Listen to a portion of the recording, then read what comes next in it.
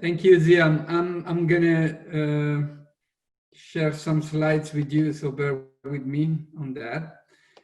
Um, can you give me a quick okay that you see my Panini sticker? Is that good? You see that? Okay. Nothing to brag really about that, but that was my first professional life. It's true that if you make it to a Panini sticker, it means you got through a funnel somehow. And my football career stopped when I was 22 and a half because of an injury at my knee. And that's the moment I felt the compelled need to reinvent myself at the age of 22. And that went pretty well. I became general manager of hotels and resorts in hotels through a very rapid career. Within 3.5, 4 years, I was managing this beautiful island in the Maldives. I was also opening luxury hotel in Milan. Then I was in Egypt, I was in Ukraine, I was in Kenya, in Tanzania, all wonderful places. That was the second chapter of my professional life. It lasted 10 years. And then I met, remember who's today my wife and the mother of our 3 children. And she told me, well, Carlo, if you want to marry me, you better get a proper job. That was her word. She did not particularly like the fancy life in hotels and resorts. So I said, okay, I think once you get the understanding that you can drive your own life, that you can reinvent yourself, you can do it multiple times. And that's what happened to me. At that time, I decided to move into education for my third professional life. And I focused on 2 main areas for education, which was responsible leadership and sustainable business. I met amazing people. That's one of them, Paul Pullman, who used to be the CEO of Unilever. And I learned a lot from all new ways that was going on 7, 8, 10 years ago in terms of organizing business around purpose and organizing business around collaboration and empowerment. And that's what took me to Holacracy. In 2015, the dean of the business school Lausanne here in Switzerland, she called me and she said, look, Carlo, I am sick with me being the bottleneck of innovation and purpose-oriented activities here in the school. I want to get rid of the hierarchy and I want to run our business school with the Holacracy. She sent me the book together with Lalou's book, Reinventing Organization. I swallowed the 2 books in 2 days and I say, I'm in. So we did 3 years. We turned the business school around completely using Holacracy as our operating system. And that were 3 amazing years of learning for me. It was really learning and documenting what happened to every single person in terms of staff, customers, our students, customers, our faculty, different stakeholders that we had around them when you go full into a system like Holacracy. It was a 3 years incredible roller coaster where I learned a lot, and that took me to Harvard. I met Mike Lee, who was a PhD at Harvard Business School, and immediately we said, there's so much we can learn from these experiences about self-managing organization that I think can serve also all the more traditional organizations. And that's how we put together our course, which is what Zia was mentioning before. It's called Collaborative Leadership, Building the Organization of the Future. It's a very successful course every year. We do it multiple times in a year. And every time we have great feedback about it. And really the course is about trying to understand the gold mine that is in between running organization through hierarchy and learning from a lot of new emerging self-managing and self-organizing principles. I do also other things. Don't get scared. That's the Pope. I mean, part of embracing different way of working also mean working for global networks. Being here with you today, one of the things that I am involved in is a global initiative called the Economy of Francesco, where we have over 2,000 young economists from all around the world. And again, how do these networks work? Well, certainly not through a fixed hierarchy. They're also not fully self-organized. There are always interesting mechanisms somehow in between that can help and support the work of large networks. So today I split my work in between working for an American Swiss university, which is Franklin University, and working as a leadership senior advisor for Deloitte Human Capital Consulting. So, and of course I keep teaching at Harvard. So let's go more into what we want to talk about today. As I was mentioning before, the more we were studying organizations, the more we understood that there wasn't a black and white, although many like to put it in that way. When it comes, what is it better? And is it better to have a strong hierarchy, or is it better to have self-managing teams or self-organization? I think we decided to go deeper into that and started to learn.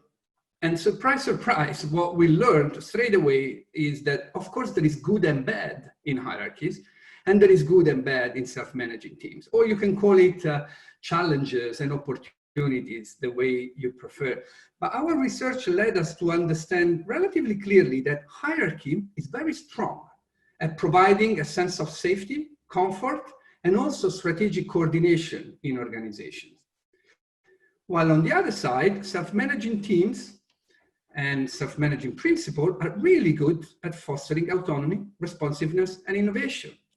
Now, the big question was, is that really what we are after? Do we want to move away from hierarchy into self-managing teams? And the real answer to that is no. Ideally, we want to keep the good of both possibly system of organizing. And the best way to think about that is not really moving from one to another, a typical change management program, but rather thinking of it as a dance, as an organization that can adapt, that can keep the strengths and the focus on hierarchy, safety, comfort, and strategic coordination, which are needed, strongly needed in organization, and at the same time allow for autonomy, responsiveness, and innovation. And very fast, we realized that this was less about structure, and it was more about muscles. That's how we call them. And the two muscles that we thought anybody in any organization could train, because they're already doing that, are the muscle of empowerment and collaboration. Now, our argument is get less fixated on structure and your organizational structure, and start working on practices that foster empowerment and foster collaboration. If you do that, by default, your organization will become good at keeping the hierarchy and fostering self-managing principles. One thing you have to keep in mind, though, is that this journey is much less about hard skills and is much more about personal development. We, as much as we believe, we are not natural born collaborative human beings. We are not natural born good at empowering. So we need to also evolve ourselves and in some way allow ourselves to see the world differently through the lenses of empowerment and collaboration. I tell you, and I take you straight away to the heart of the problem. And then I'll stop here to see if you have any reflection or thinking about this. This is why it is difficult to, you cannot simply say to the people in your organization, hey, go and become more empowering, go and become more collaborative, go and own your job, like we often want, you know, if you're marching towards self-management, you know, you have to own your job, be responsible, be accountable. You don't need the boss to always tell you what to do. Go for it. Well, this research, for which I have very high respect, is Robert Keegan's research from Harvard Business School. He studied for years and years adult development. I can tell you that 40 years ago, we still used to believe that adults stop developing at the age of 20. You know, when you stop growing physically, we thought that's the end of development. And he is one of the people who studied the details of actually how much more adults can continue to develop. And the three plateaux that he came across through his research were telling us, if you look at the bottom left, there is this plateau that is called the socialized mindset. Almost above 50% of people, if you sum up 8% plus 14 plus 32, are somewhere stuck at what is called the socialized mindset. What is a socialized mindset? A socialized mindset is when somebody sees their success in following, in complying, they seek direction, they are reliant by default, and they will see their success in the world by being a good team player and a faithful follower, not what you see in the next plateau, an agenda driving, a leader learn to lead, somebody who has their own compass or their own frame, somebody who can solve the problem autonomously, independently. There's not so many people, adults, working in the world that have reached that plateau of their adult development. I can also tell you that a lot of people will die with spend their whole life in a socialized mindset. It is not so easy to move from one plateau to another. And we have to acknowledge that above 50% of the adult working population is somewhere in the socialized mindset. So when you are thinking of, I want to be a fully agile organization, I want to have more principle of self-management, self-organization, autonomy, you always have to keep in mind that that's not necessarily what a lot of people, the way they look at the world and the way they see their success in the world. So you're going to crash on that sort of vision of the world when you try to implement a big change in an organization. And the main reason for that is there is a big difference in the way we learn. Learning new knowledge is different from learning new skills, which is very different from learning new attitudes, let alone new mindset. What I just described in the previous slide is acquiring a new mindset. The big divide is when we try to acquire new attitudes. I always give a simple example. What is a technical challenge, which is more about learning new knowledge and new skills, versus an adaptive challenge. A technical challenge is really, you can think of it as learning how to fly a plane. Flying a plane is not easy by any means, but we know exactly what the steps are if you want to learn how to fly a plane. You have to learn what they are and you have to practice them, and eventually you'll be able to learn to fly a plane. An adaptive challenge is different. I allow myself, because I have a disclosure from my wife, to give an example about my personal life. I remember my wife used to tell me, Carlo, you have to stop solving my problem. I'm not interested in that. I want you to listen. It didn't make any sense at all for me. You have a problem, I have a solution. Why you don't want that? It took me a lot of time to understand what was the real need of my wife. She wanted me to listen, to connect with her, but she wasn't after a solution. She was after connection and listening. So I took that challenge very seriously. I went down and I started from new knowledge. What does it mean to become a good listener?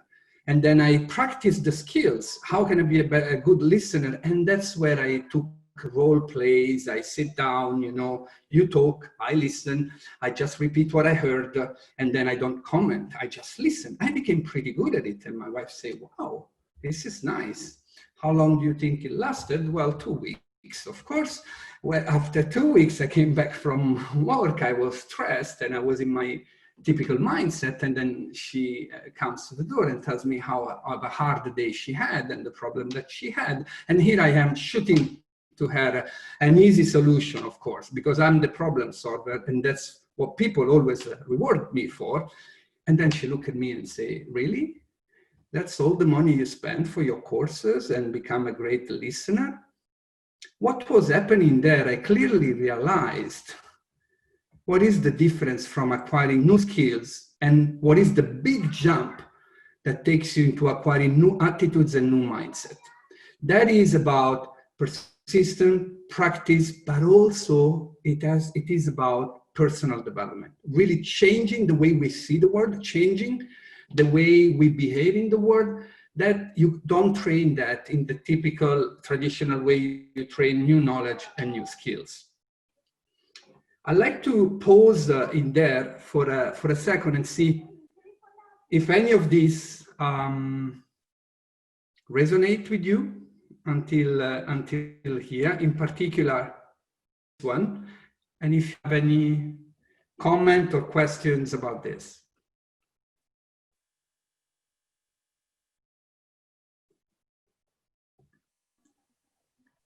Haven't had any questions in the chat. If anyone wants to put them into the chat, please do.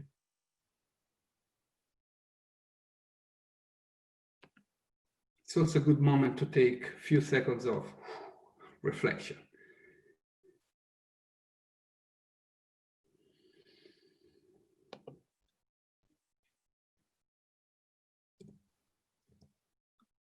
Okay, so should any question come by, Joshua, you will interrupt me and we can move forward.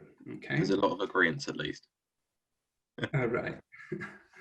Yeah, the irony in language is that for whatever reason, we actually started to call the soft skills the one that need really new attitudes and new mindset to acquire. And we call the hard skills what are very technical challenge. I don't know what's soft about that, but they should really be named differently, maybe the other way around. Now, you remember when I started, I said, okay, if you really want to become good at juggling between these two paradigms of looking at organization, hierarchical versus self-management, train the two muscles, collaboration and empowerment. Now, collaboration is very tricky, much more tricky than we believe. I won't have a lot of time to talk about this research, but this is just a primer to say what gets in the way of collaboration. Why is it actually much more difficult than we think? Well, point number one really has to do, when we are in groups, remember that groups tend to conform to the majority of opinions. Let me spend a second into that. This is a very traditional old research that was done. It was in a group. There were actually 9 actors for the research and one poor guy who didn't know what the hell was going on. And they were in the room and they were just asking a very simple question. Look at the left column, you see a stick. Then look at the right column, you see 3 sticks. Which stick in the right column is the equivalent of the one on the left, right? It's relatively straightforward. You see the length and you say, of course, okay, the third one is one that is equal in the first example. The first one is the one that is equal in the second example. And everybody would say that in a circle. Of course, then in the third question, on purpose, they ask the 9 actors to give the wrong answer. What do you think the 10th poor guy would say? Although obvious what the answer was. Well, over 70% of the case, and you can redo this experiment as many times as you want. Today, like 30 years ago, because we're still stuck at that. Over 70% of the people would simply say the wrong answer and follow the rest. And why is that? Because our brain plays tricks. When we are in that situation, all we start thinking is, maybe I am wrong, maybe there's something I don't catch. Why would I say, if anybody else say, I think, why would I say the other? And you just fill yourself with fears and doubts. It's just the way the brain defends us. And that's how we get to that, let's say, potentially ill behavior when we are in groups and when we are collaborating.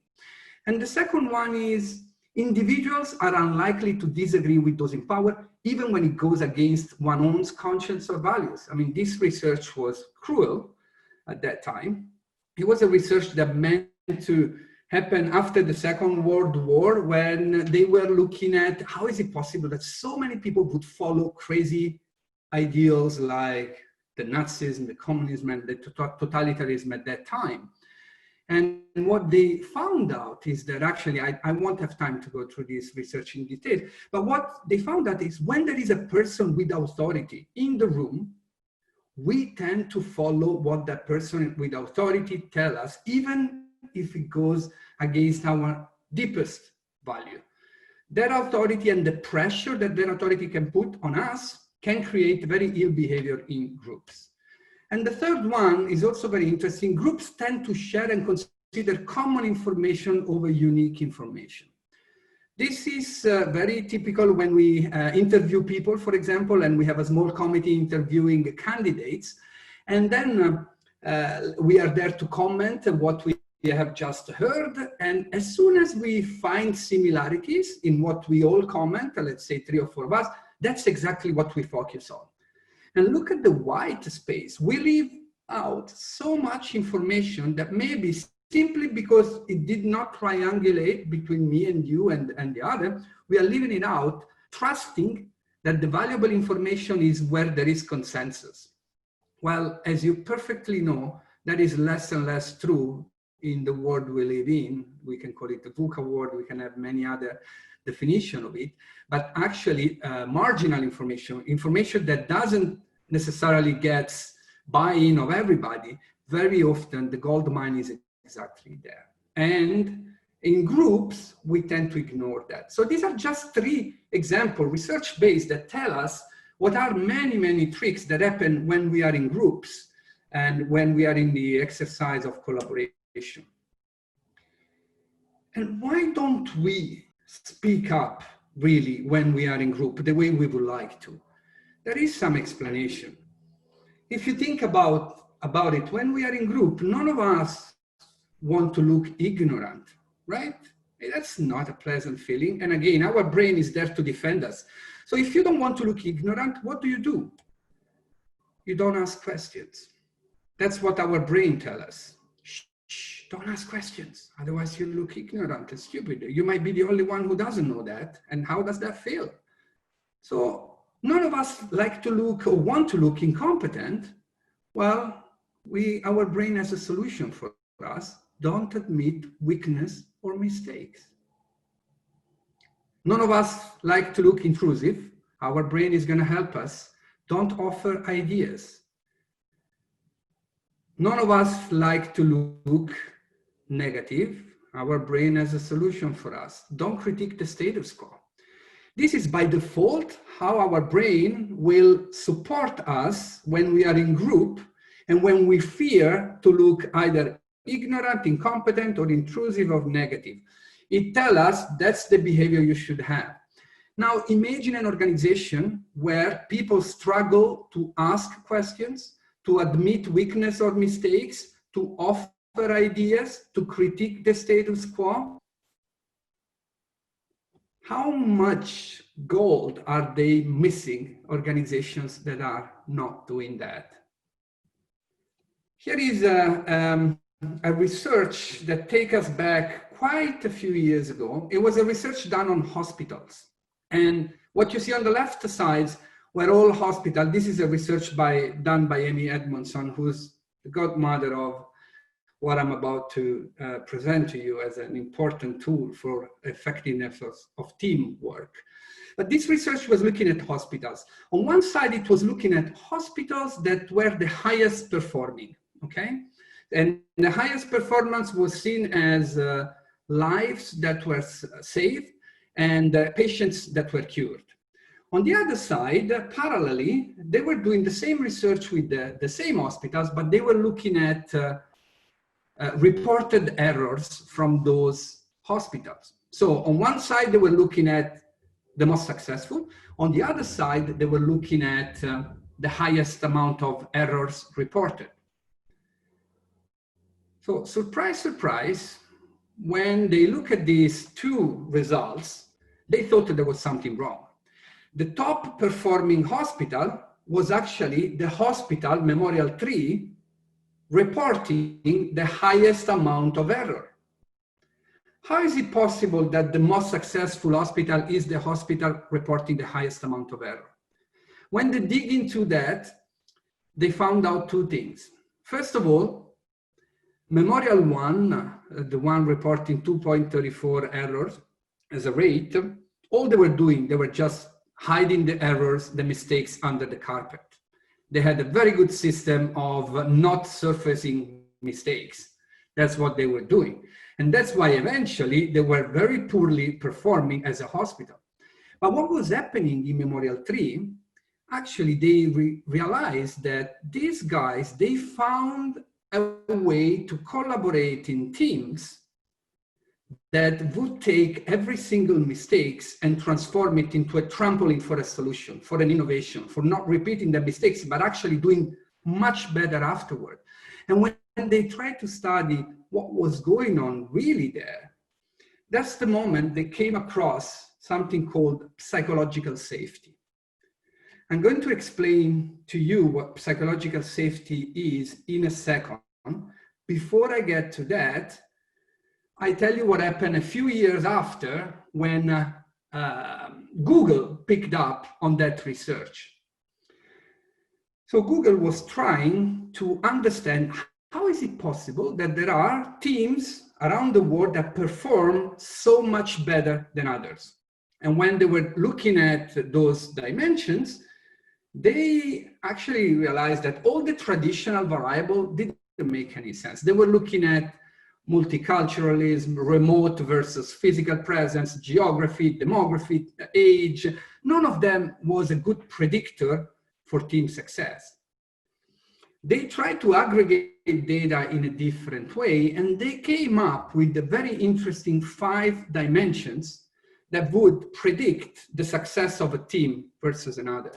Those 5 dimensions were dependability, accountability, the first one, structure and clarity, the second one, meaning, the third one, impact, the fourth one, but the most surprising one, because it was the highest predictor, up to 10-fold more important than any other, was psychological safety. And what is actually psychological safety? It has a definition.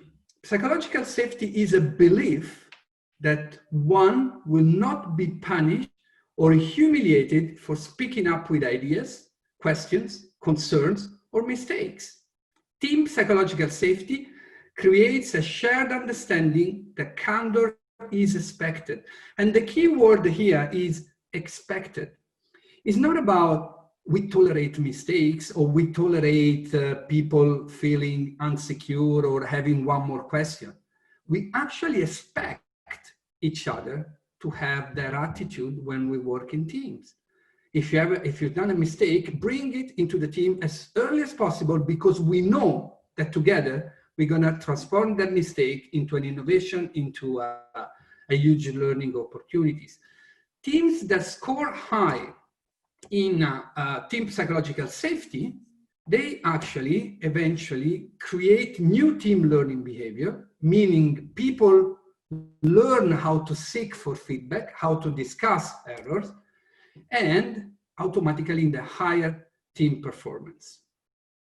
I'll pause here for a second. I've seen the chat blinking for some time. So before I move into the next, maybe we can catch some questions or some comments. Yeah, so we have a question asking, how do we encourage people to challenge the negative behaviors in their team and the wider organization? How do we encourage people to challenge the negative behavior in the team?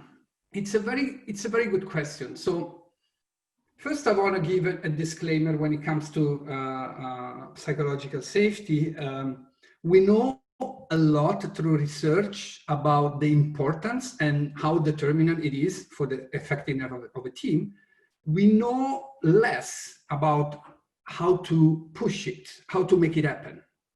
It's not that we don't know at all, but we know less, let's say. So there are not so many great examples yet that showed us, okay, how do you foster psychological safety? One thing that we know is,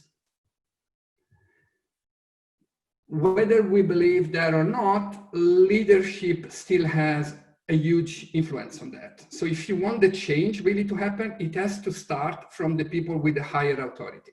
It doesn't work the other way around. If you are a good guy, a wonderful role model for everybody else, but you are not in an authority position somehow, or perceived as in an authority position, it doesn't work in terms of influencing others. So that's the semi-good or semi-bad news, that leadership is responsible for that. It starts from there. And the other one is that the interesting part about psychological safety, it's a group dynamic. It's not an individual behavior. This is also important to remember. The same person, Carlo, I might be in a team of 5 with you guys, with Zia, Joshua, Anthony, Mark. When we work together, the 5 of us, I am on fire. I am able to disagree. I bring on my mistakes. I discuss data, even they don't convince me. I feel good in that team. Then the same Carlo takes the laptop, goes into the next meeting room, and I'm in another team, and guess what?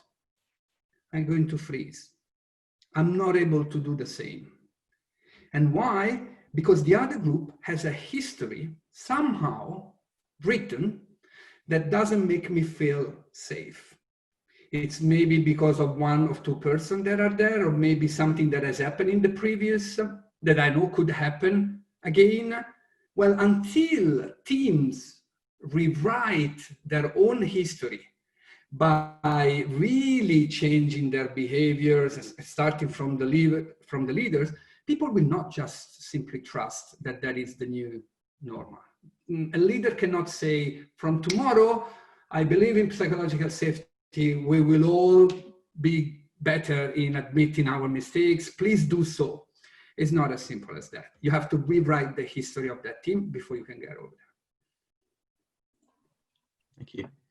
I have another question from Kyle saying, so can we say that even with one's person's culture, there is still a high possibility of conforming to those 3 rules mentioned before? Can you say that again? I'm sorry. So can we say that with one person's culture, there is still a high possibility of conforming to those 3 rules? Yes, we can say that. I mean, that is the reality on the ground nowadays. I agree with that. Yes, thanks for putting the link to the rework. All what I have mentioned is actually documented. It's called the Project Aristotle, the one that Google has launched, and it has a lot of explanation into the dimensions of what can predict better team effectiveness. Maybe what I will do very quickly, because time is running by, I will just introduce you 4 archetypes that we have identified for different leadership. So if you believe in this, if you believe that the secret of moving your team and your organization forward is in training the muscles of empowerment and collaboration, you need different types of leaders to run that. So as a coach, you can think, okay, how do I help the leaders in that organization to embody a different type of personas? And those archetypes that we have come up, we think of a manager or as a leader as an architect. A manager as an architect is the one that designs the right structure and environment for your team to thrive. So if you think of yourself if you understand as a manager the importance of structure, structure is actually an enabler. So structure is far from being, and for those who practice self-management, holacracy, or also sociocracy, you understand that actually the rules of the game, the structure, are so important. So if you think as a leader, more than saying, how can I lead you? How can I create a structure that empowers you? That is, and you know, there are a lot of examples of what that structure could be. You know, you could structure your team meetings differently. You could structure your performance evaluation differently. You could structure the way decisions are made differently. So all of that is structure. The second paradigm, again, I'm going through some slides to make sure we're on time, is what we say the manager as a conductor. This is important because one thing that we've seen a lot in organizations that were moving from hierarchy to self-management was at some point some struggle with coordination. Although the rules of the game were there, coordination is not an obvious thing. It's one of the things that can fall through the cracks. But if you as a leader embody that idea of, I can be a leader as a conductor, so guiding and coordinating individuals who are owners and experts in their craft. What does it mean? Is that you focus much more on the expertise of your people and less on how you can pass your own expertise to them. But what you really help them with is the coordination of the different expertise between the different people. And that coordination, which normally is nobody's job in self-managing organization, too often than not, you can take that role in a hierarchical organization that want to empower people. And the director of orchestra is the conductor is the typical person that will never say to the violinist how to play the violin, but will always be there to coordinate the violin with the piano and the bass. And that's really the job of a manager in this paradigm. The third one is what we say manager as a coach. So guiding a learning journey and creating the conditions for success and growth. I think we all understand the importance of a coach, how many leaders really act as coach. And here, going back to my first slide, it's more about coaching for personal development. How do you help your people in your teams going through their blind spots, going through their weaknesses and supporting them in moving forward and hiring their development day by day? And finally, the last one is what we say a manager as a statesman. So helping teams to connect with a longer term purpose and constantly touch base with their values and their own meaning to the daily work. This is reinforced by that research that I show you about Google. Google made it very clear that teams members that are able to connect to meaning and impact, they perform better. Of course, you can still perform in your team, ignoring personal meaning and ignoring a larger impact. But the reality is, and research tells us, that if you are in a team and you spend time in understanding what's the meaning, my personal meaning for this job that I'm doing, and what is the larger impact that this piece of work is going to create, having that clarity creates much better teams. So a manager can think of himself as like I was saying at the beginning with the four metaphor, as an architect with structure, as a conductor with coordination, as a coach with support and personal development, as a statement, as an interpreter to help people, because that language is not present in organization. How do you take a wonderful purpose out there and translate it into coding the 3 lines for the next whatever piece of software I have to write? So I want to stop there and see maybe if there are some, I hope this was helpful in terms of providing some framework and some understanding of what's going on into people in their journeys. Thank you.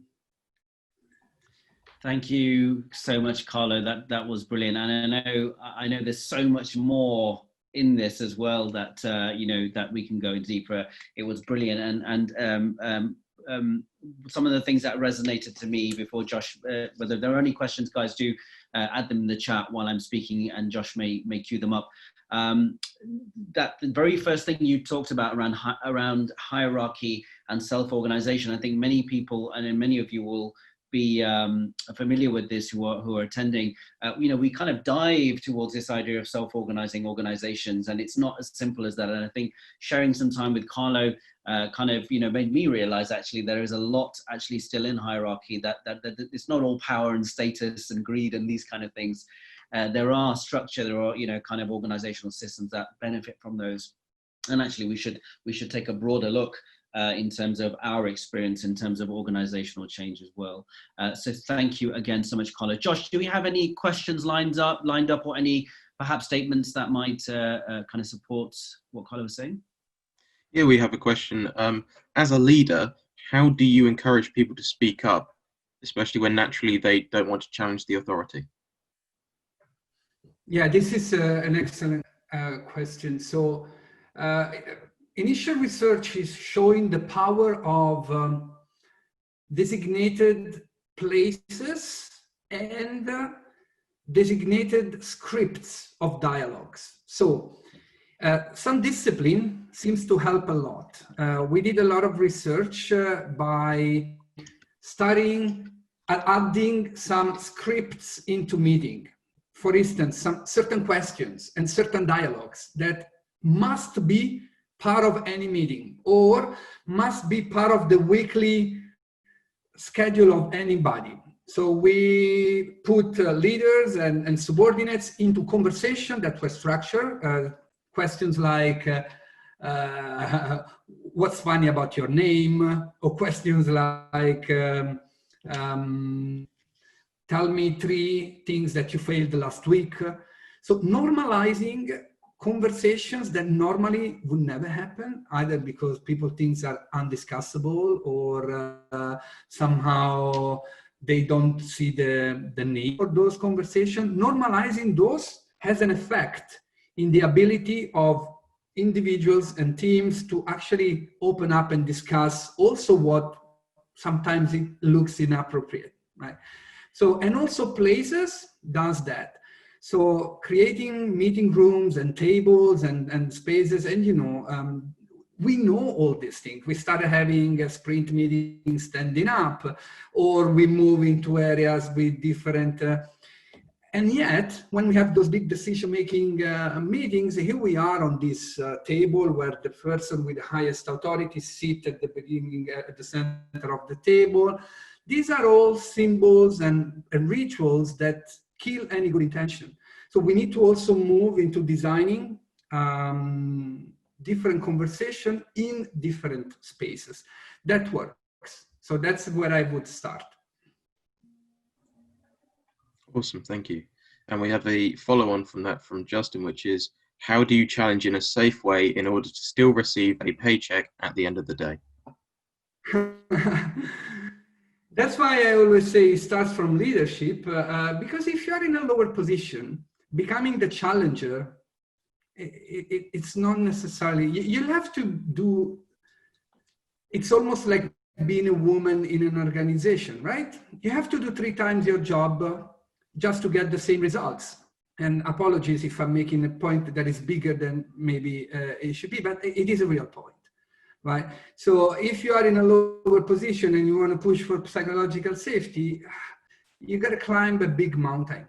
If you are in an authority position, and mind you, most people are in an authority position in their team below.